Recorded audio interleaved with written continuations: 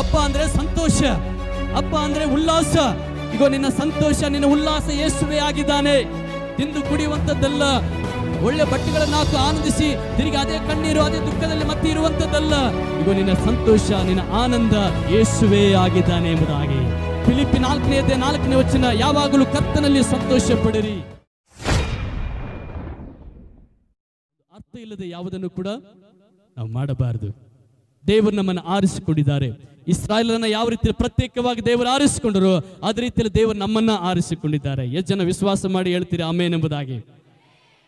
ಈ ಲೋಕದೊಳಗಿಂದ ದೇವರು ನಮ್ಮನ್ನು ಆರಿಸಿಕೊಂಡಿದ್ದಾರೆ. ತನ್ನ ಮಗನಾಗಿ ಮಗಳಾಗಿ ಆತನ ಆರಾಧಿಸುವ ಸಂತಾನವಾಗಿ ಆರಾಧಿಸುವ ಕುಟುಂಬವಾಗಿ ಆರಾಧಿಸುವ ಮಗನಾಗಿ ಮಗಳಾಗಿ ದೇವರು ನಮ್ಮನ್ನು ಆರಿಸಿಕೊಂಡಿದ್ದಾರೆ. ಕಾರಣ ಒಂದೇ ಒಂದು, ಆತನನ್ನು ನೀನು ಆರಾಧನೆ ಮಾಡುವುದಕ್ಕಾಗಿ. ಹಲ್ಲೆಲೂಯಾ. ಗಮನಿಸಿ, ಪೌಲನು ಅದನ್ನು ಹೇಳ್ತಾನೆ. ಅದು ಇಸ್ರಾಯೇಲರಿಗೆ ಆ ರೀತಿಯಾಗಿ ದೇವರು ಹೇಳಲಿಕ್ಕೆ ಮಾಡಿದ್ರು, ಆದ್ರೆ ಅವೆಲ್ಲವೂ ಯೇಸುವನ್ನು ತೋರಿಸುವರಾಗಿರೋದ್ರಿಂದ ಯೇಸುವನ್ನು ನೀವು ಆರಾಧಿಸಬೇಕೆಂಬುದಾಗಿ. ಕೊಲೊಸ್ಸೆ 2:16. ತಿಂದು ಕುಡಿಯುವಂತ ವಿಷಯದಲ್ಲಿ, ಹಬ್ಬ ಅಮಾವಾಸ್ಯೆಗಳ ವಿಷಯದಲ್ಲಿ, ಸಬ್ಬತ್ ಎಂಬುಗಳ ವಿಷಯದಲ್ಲಿ ನಿಮ್ಮನ್ನು ದೋಷಿಗಳೆಂದು ಯಾರು ಕೂಡ ಎಣಿಸಬಾರದು. ದೇವರ ಮಕ್ಕಳಿಗೆ ದೋಷಿ ಅಂತ ಯಾರು ಎಣಿಸಬಾರದು. ಇವರು ದೇವರು ನಂಬಿದ್ದಾರೆ, ದೇವರನ್ನ ಆರಾಧನೆ ಮಾಡ್ತಾರೆ, ನೋಡು ಅದನ್ನ ಮಾಡ್ತಾರೆ, ಇವರು ದೇವರು ನಂಬಿದ್ದಾರೆ, ದೇವರನ್ನ ಆರಾಧಿಸ್ತಾರೆ, ಸಭೆಗೆ ಹೋಗ್ತಾರೆ, ಇದನ್ನ ಮಾಡ್ತಾರೆ ಎಂಬುದಾಗಿ ಯಾರು ಕೂಡ ನಿಮ್ಮ ದೋಷಿ ತಪ್ಪಿಗಸ್ತಾರೆ ಎಂಬುದಾಗಿ ಹೇಳಬಾರದು. ಆ ರೀತಿಯಾಗಿ ನೀವು ಜೀವಿಸಬೇಕೆಂಬುದಾಗಿ ಪೌಲನು ಸಭೆಗೆ ಹೇಳುವುದನ್ನ ವಾಕ್ಯ ಭಾಗದಲ್ಲಿ ನಾವು ನೋಡುವಂತರಾಗಿದ್ದೇವೆ. ಹಲ್ಲೆಲೂಯಾ. ಹಬ್ಬ ವಿಷಯದಲ್ಲಿ ಆಗಿರ್ಬೋದು, ಅಮಾವಾಸ್ಯೆ ವಿಷಯದಲ್ಲಿ ಆಗಿರ್ಬೋದು, ಅಥವಾ ನೀವು ನಡೆದುಕೊಳ್ಳುವಂಥ ವಿಧಾನಗಳ ವಿಷಯದಲ್ಲಿ ಆಗಿರ್ಬೋದು, ಯಾರು ಕೂಡ ದೋಷಿ ಅಂತ ಎಣಿಸಬಾರದು. ಯಾಕಂದ್ರೆ ಹಬ್ಬ ಅಮಾವಾಸ್ಯೆ ಈ ದಿನಗಳೆಲ್ಲವೂ ಯೇಸುವನ್ನ ತೋರಿಸುವಂತವಾಗಿವೆ. ಹಬ್ಬ ಅಂದ್ರೆ ಸಂತೋಷ, ಹಬ್ಬ ಅಂದ್ರೆ ಉಲ್ಲಾಸ. ಈಗ ನಿನ್ನ ಸಂತೋಷ, ನಿನ್ನ ಉಲ್ಲಾಸ ಯೇಸುವೇ ಆಗಿದ್ದಾನೆ. ತಿಂದು ಕುಡಿಯುವಂಥದ್ದಲ್ಲ, ಸಂತೋಷ ಪಟ್ಟು ಆನಂದ ಪಡುವಂಥದ್ದಲ್ಲ, ಒಳ್ಳೆ ಬಟ್ಟೆಗಳನ್ನು ಹಾಕು ಆನಂದಿಸಿ ತಿರುಗಿ ಅದೇ ಕಣ್ಣೀರು ಅದೇ ದುಃಖದಲ್ಲಿ ಮತ್ತೆ ಇರುವಂಥದ್ದಲ್ಲ. ಈಗ ನಿನ್ನ ಸಂತೋಷ, ನಿನ್ನ ಆನಂದ, ನೀನು ಪಡುವಂತ ಪ್ರತಿಯೊಂದು ಕಾರ್ಯದಲ್ಲಿ ಯೇಸುವೇ ಆಗಿದ್ದಾನೆ ಎಂಬುದಾಗಿ. ಹಲ್ಲೆಲೂಯಾ. ಫಿಲಿಪ್ಪಿ 4:4 ವಚನ, ಯಾವಾಗಲೂ ಕರ್ತನಲ್ಲಿ ಸಂತೋಷ ಪಡಿರಿ. ನಮಗಿರುವಂತ ನಿಜವಾದ ಹಬ್ಬ, ನಿಜವಾದ ಆನಂದ ಏನೆಂದ್ರೆ ಯೇಸುವೇ ಆಗಿದ್ದಾನೆ. ಆತನೇ ನಮಗೆ ಸಂತೋಷ, ಆತನೇ ನಮಗೆ ಆನಂದ, ಆತನೇ ನಮ್ಮ ಜೀವಿತದಲ್ಲಿ ಮಾಡಿರುವ ಕಾರ್ಯಗಳನ್ನು ನೆನೆಸಿ ನಾವು ಸಂತೋಷಿಸ್ತಾ ಆನಂದಿಸುವರಾಗಿದ್ದೇವೆ. ಅದಕ್ಕೆ ಫಿಲಿಪ್ಪಿ 4:4 ಪೌಲನು ಹೇಳ್ತಾನೆ, ಸಂತೋಷ ಪಡುವವನು ಕರ್ತನಲ್ಲಿ ಸಂತೋಷ ಪಡಲಿ.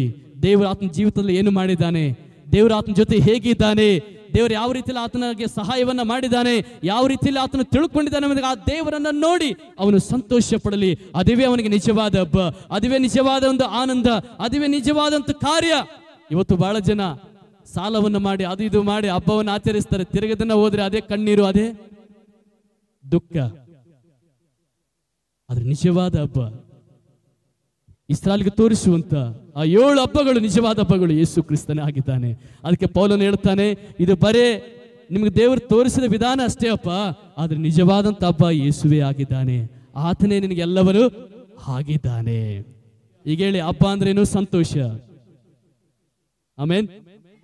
ಏನ್ ಮಾಡ್ತಾರೆ ಸಂತೋಷ ದಿನದಲ್ಲಿ? ಒಳ್ಳೆ ಬಟ್ಟೆಗಳನ್ನ ಹಾಕೊಳ್ತಾರೆ, ಒಳ್ಳೆ ಅಡಿಗೆಯನ್ನ ಮಾಡ್ತಾರೆ, ಮತ್ತೇನ್ ಮಾಡ್ತಾರೆ ಹಬ್ಬದ ದಿನದಲ್ಲಿ? ಹೋಳಿಗೆ ಖರ್ಚಿ ಏನ್ ಮಾಡ್ತಾರೆ?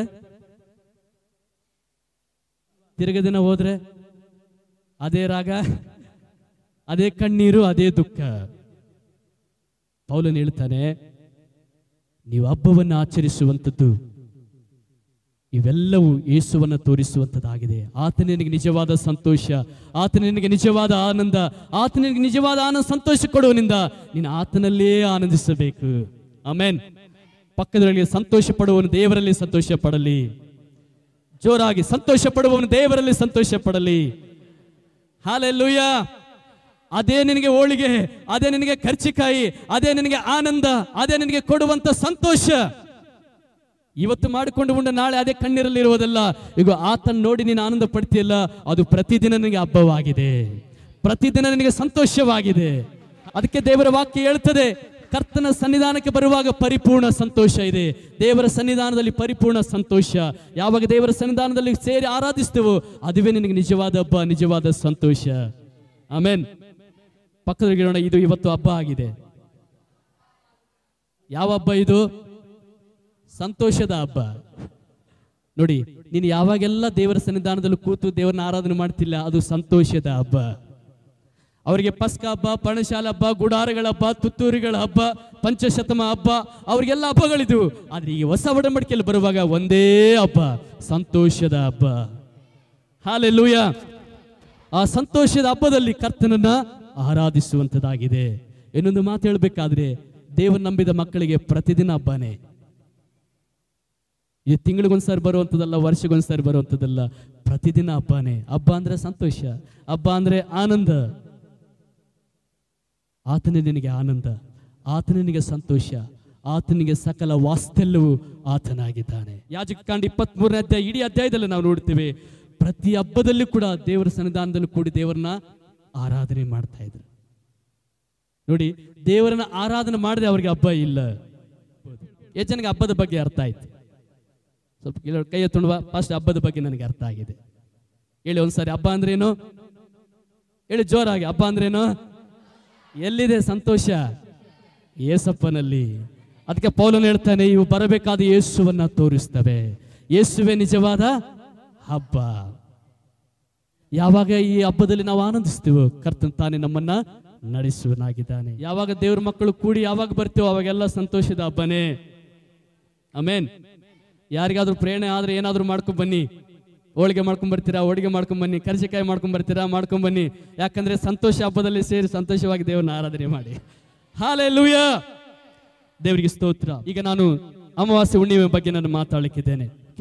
ಆದಿಕಾಂಡ 1ನೇ ಅಧ್ಯಾಯ 14ನೇ ವಚನದಿಂದ ನಾವು ನೋಡುವಂತರಾಗಿರೋಣ. 14ನೇ ವಚನದಿಂದ ನಾವು ನೋಡ್ತೇವೆ, ದೇವರು ಆಕಾಶದಲ್ಲಿ ಸೂರ್ಯನನ್ನ, ಚಂದ್ರನನ್ನ, ನಕ್ಷತ್ರಗಳನ್ನ ದೇವರಿಟ್ಟಿದ್ದರು.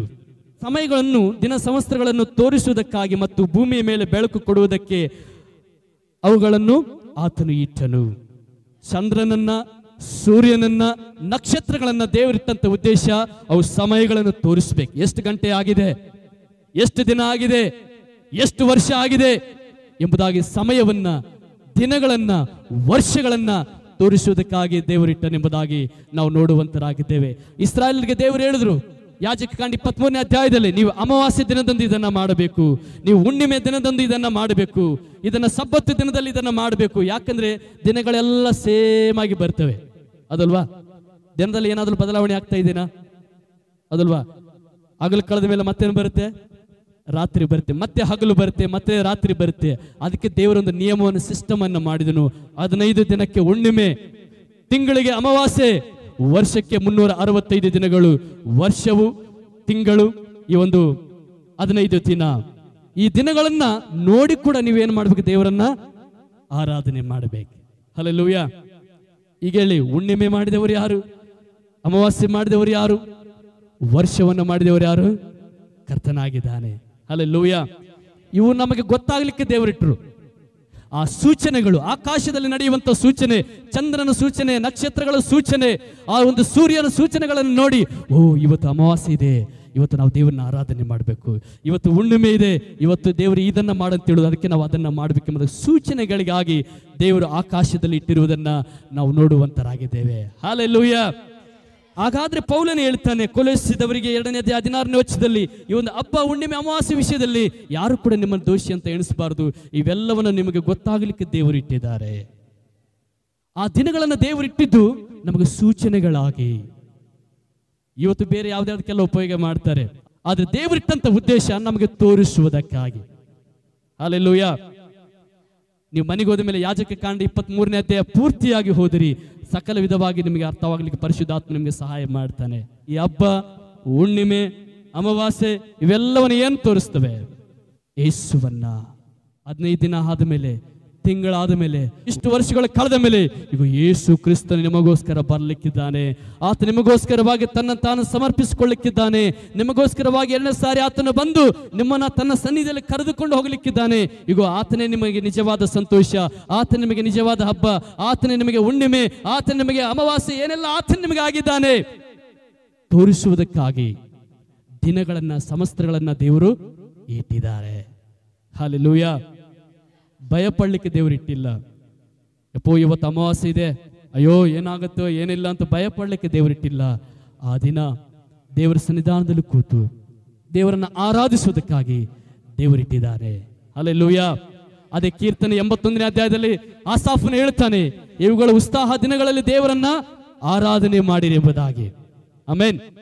81ನೇ ಕೀರ್ತನೆ 81ನೇ ಅಧ್ಯಾಯದಲ್ಲಿ ಆಸಾಫನ್ ಹೇಳ್ತಾನೆ, ಈ ಒಂದು ಉತ್ಸಾಹ ದಿನಗಳು, ಅಮಾವಾಸ್ಯ ದಿನಗಳಲ್ಲಿ ನೀವು ಕೂಡಿ ಬಂದು ದೇವರನ್ನ ಆರಾಧನೆ ಮಾಡಿರಿ. ಆರಾಧನೆ ಮಾಡಿದ್ರೆ ಏನಾಗುತ್ತೆ? ಬಿಡುಗಡೆ ನಡೀತದೆ. ಎಲ್ಲಿ ಬಿಡುಗಡೆ ನಡೀತದೋ ಅಲ್ಲಿ ದೇವರ ಕಾರ್ಯವಿರ್ತದೆ. ಎಲ್ಲಿ ದೇವರ ಕಾರ್ಯ ಇರ್ತದೋ ಅಲ್ಲಿ ಪರಿಸ್ಥಿತಿಗಳು ಬದಲಾವಣೆ ಆಗುತ್ತವೆ. ಹಲ್ಲೆಲೂಯಾ. ಅದಕ್ಕೆ ನಾವು ತಿಂಗಳಿಗೊಂದ್ಸರಿ ಪ್ರಾರ್ಥನೆ ಮಾಡ್ತೇವೆ, ಬಿಡುಗಡೆ ಪ್ರಾರ್ಥನೆ. ಯಾವ ದಿನದಲ್ಲಿ ಮಾಡ್ತೇವೆ? ಅಮಾವಾಸ್ಯ ದಿನದಲ್ಲಿ ಬಿಡುಗಡೆ ಪ್ರಾರ್ಥನೆ. ಅಮಾವಾಸ್ಯ ಪ್ರಾರ್ಥನೆ ಅಲ್ಲ, ಅದು ಬಿಡುಗಡೆ ಪ್ರಾರ್ಥನೆ. ಆ ದಿನ ಜನರಿಗೆ ಗೊತ್ತಾಗ್ಲಿಕ್ಕೆ, ಯಾವ ರೀತಿಯಲ್ಲಿ ಇಸ್ರಾಯೇಲ್ ಗೊತ್ತಾಗ್ಲಿಕ್ಕೆ ದೇವರಿಟ್ಟರೋ ಅದೇ ರೀತಿಯಲ್ಲಿ ಜನರಿಗೆ ಗೊತ್ತಾಗ್ಲಿಕ್ಕೆ ಅದೊಂದು ಸೂಚನೆ. ಹಲ್ಲೆಲೂಯಾ.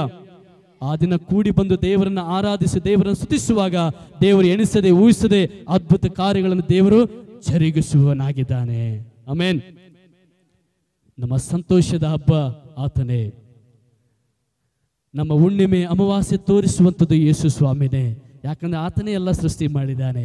ನಮ್ಗೇನ್ ಬೇಕಾದರೂ ಆತನ ಹತ್ರನೇ ಸಿಗುವಂಥದ್ದಾಗಿದೆ. ಹಲ್ಲೆಲೂಯಾ. ಇರುವ ಸ್ಥಳದಲ್ಲಿ ಎದುರಿಟ್ಟುಕೊಳ್ಳುವರಾಗಿರುವುದ ನಿಜವಾದ ಸಂತೋಷದ ಹಬ್ಬ. ಇವತ್ತು ಲೋಕದಲ್ಲಿ ಹುಡುಕ್ತಾ ಇರಬಹುದು, ಯಾವ ಹಬ್ಬ ನನಗೆ ಸಂತೋಷ ಕೊಡುತ್ತದೆ, ಯಾವ ಹಬ್ಬ ನನಗೆ ಆನಂದ ಕೊಡುತ್ತದೆ, ಯಾವ ಹಬ್ಬ ದೊಡ್ಡದು ಎಂಬುದಾಗಿ ಲೋಕದಲ್ಲಿ ಹುಡುಕ್ತಾ ಇರಬಹುದು. ಇರುವ ಸ್ಥಳದಲ್ಲಿ ನಮ್ಮ ಎರಡು ಕೈಗಳನ್ನು ಮೇಲೆತ್ತಿ ಕರ್ತನಿಗೆ ಹೇಳೋಣ, ಸ್ವಾಮಿ, ನನ್ನ ಸಂತೋಷದ ಹಬ್ಬ ನೀನೇ ಅಪ್ಪ, ನನ್ನ ಸಂತೋಷಕ್ಕೆ ಕಾರಣ ನೀನೇ ಅಪ್ಪ, ನನ್ನ ಆನಂದಕ್ಕೆ ಕಾರಣ ನೀನೇ ಸ್ವಾಮಿ. ಯಾಕಂದ್ರೆ ಹಬ್ಬ ಅಂದ್ರೆ ಅನೇಕರು ಸಂತೋಷ ಪಡ್ತಾರೆ, ಅನೇಕರು ಸಂತೋಷಿಸುವರಾಗಿದ್ದಾರೆ. ಆದ್ರೆ ತಿರುಗಿ ಈ ಲೋಕದಲ್ಲಿ ನೋಡುವಂತ ಹಬ್ಬಗಳು ದೇವರೇ ತಿರುಗಿ ತಮ್ಮ ಜೀವಿತದಲ್ಲಿ ನಿರಾಶೆಗಳನ್ನು ತೆಗೆದುಕೊಂಡು ಬರಬಹುದು. ಆದ್ರೆ ನಿನ್ನಲ್ಲಿ ಪಡುವ ಸಂತೋಷದ ಹಬ್ಬ, ಯಾವಾಗ ನಿನ್ನ ಸನ್ನಿಧಾನದಲ್ಲಿ ಕೂಡಿ ಬಂದು ಸೇರಿ ಆರಾಧಿಸ್ತೇನೋ ಅದುವೇ ನನಗೆ ನಿಜವಾದ ಹಬ್ಬ, ಅದುವೇ ನಿಜವಾದ ಆನಂದ.